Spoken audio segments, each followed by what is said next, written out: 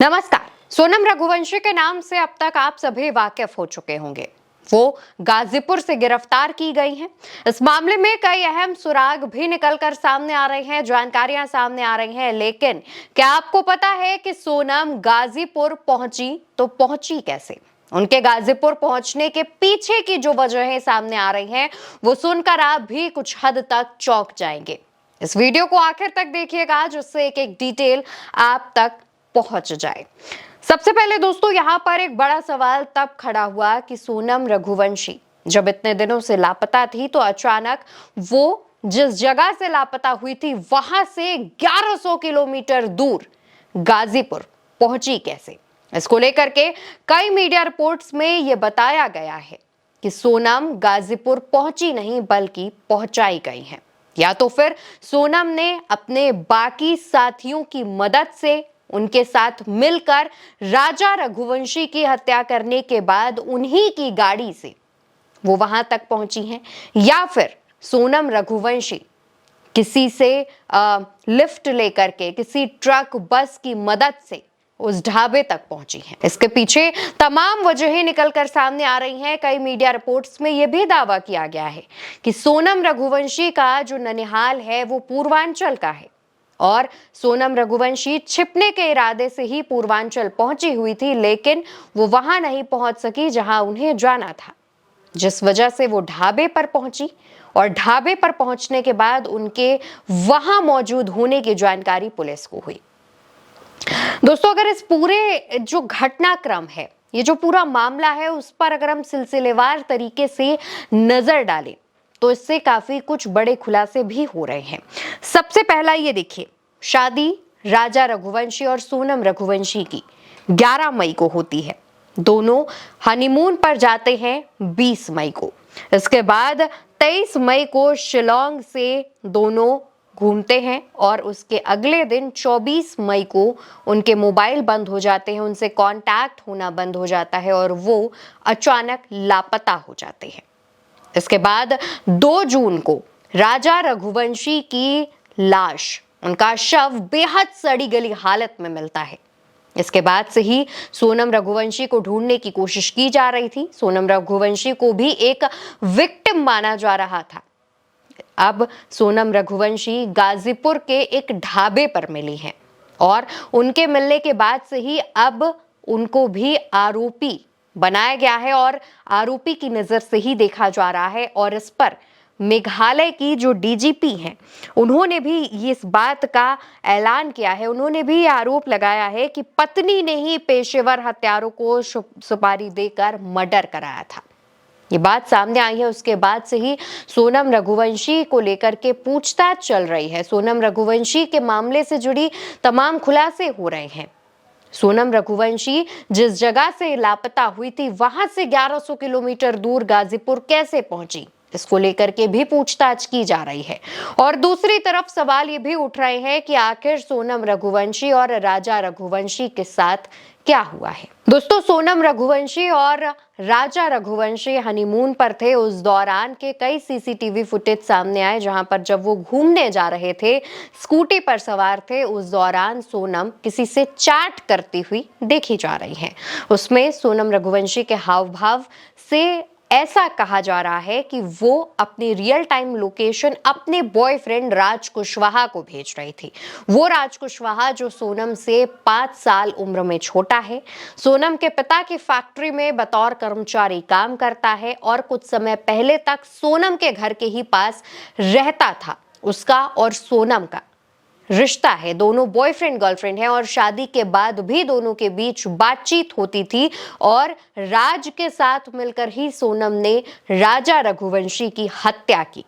इस दौरान और भी कई आरोपी हैं। राज कुशवाहा के अलावा विशाल चौहान, आकाश राजपूत और आनंद कुर्मी, ये 4 वो आरोपी हैं जिन्हें गिरफ्तार किया जा चुका है। और इसके अलावा 5वीं आरोपी सोनम रघुवंशी हैं। इन सभी ने मिलकर राजा रघुवंशी के साथ लूटपाट की, उसको मारा, उसकी लाश को ठिकाने लगाया और उसके बाद ये षड्यंत्र रचा। हालांकि इस दौरान सोनम रघुवंशी इतने दिनों तक कहां थी, किस हाल में थी, क्या कर रही थी, इससे जुड़ी अपडेट्स अभी तक सामने नहीं आई हैं।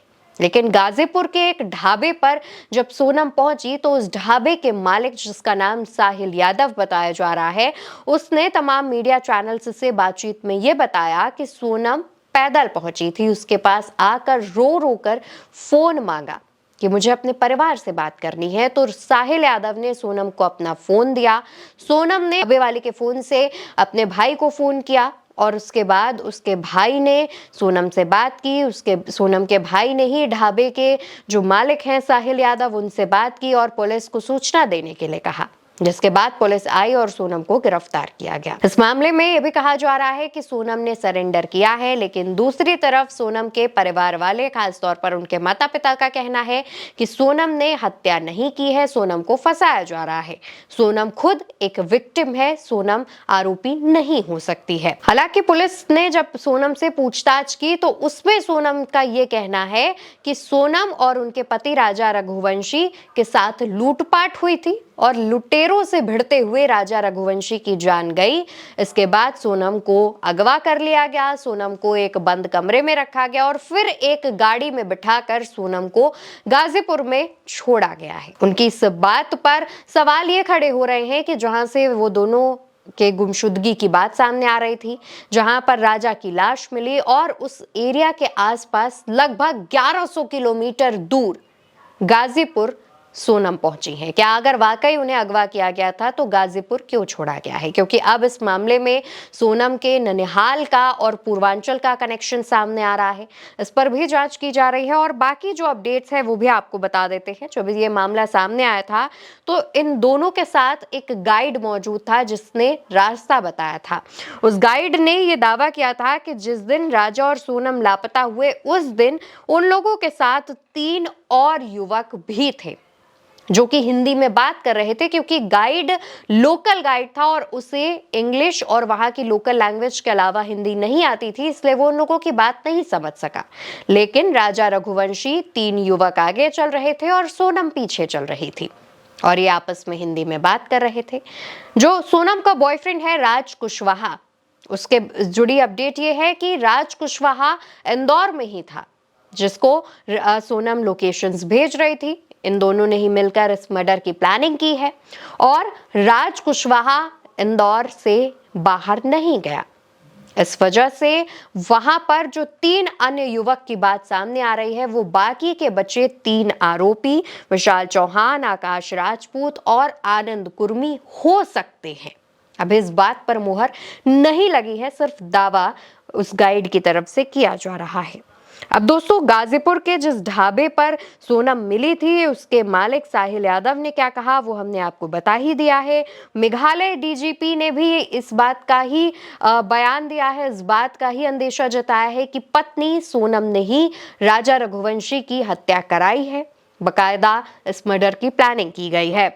अब इससे जुड़ी जो बहुत सारी अपडेट्स हैं वो निकल कर सामने आ रही है, जहां एक तरफ सोनम की मां ने भी इस बात को स्वीकारा था कि सोनम और राजा रघुवंशी शादी से पहले आमतौर पर जो कि बातें होती हैं मोबाइल फोन्स पर, उस तरीके से बात नहीं कर रहे थे, दोनों को मिलने नहीं दिया जा रहा था। सोनम की मां की तरफ से कहा जा रहा था कि हमारे यहाँ शादी से पहले बेटियां नहीं मिलती हैं।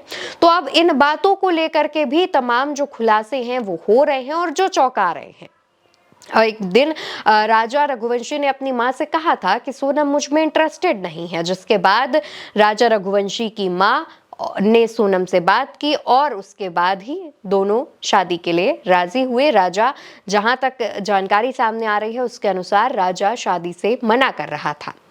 अब सोनम रघुवंशी जिस तरीके से जहां लापता हुई वहां से 1100 किलोमीटर दूर गाजीपुर पहुंची हैं, उनके इस पर भी सवाल उठ रहे हैं। और इसके अलावा सोनम रघुवंशी जिस हालत में नजर आई, उनकी जो तस्वीरें सामने आई, उस पर भी लोग अपने अपने दावे कर रहे हैं। तो वहीं दूसरी तरफ राजा रघुवंशी की मां का कहना है कि सोनम को अगर किडनैप किया गया होता तो उनके शरीर पर 1 आध खरोच के निशान होते, लेकिन सोनम की बॉडी पर एक भी तरीके का निशान नहीं है, एक भी जख्म नहीं है, चोट नहीं है। तो यह भी संदेह पैदा करता है, शक को गहरा करता है। अब दोस्तों, राजा रघुवंशी हत्याकांड मामले में तमाम खुलासे हो रहे हैं। दूसरी तरफ कई लोगों का कहना यह भी है कि जब पहला आरोपी गिरफ्तार किया गया उसके बाद अचानक सोनम का सामने आना भी सवाल खड़े करता है। देखना होगा कि अब इस मामले पर और क्या क्या खुलासे होते हैं और क्या क्या जो जानकारियां हैं वो निकल कर सामने आती हैं। फिलहाल के लिए इस खबर में इतना ही।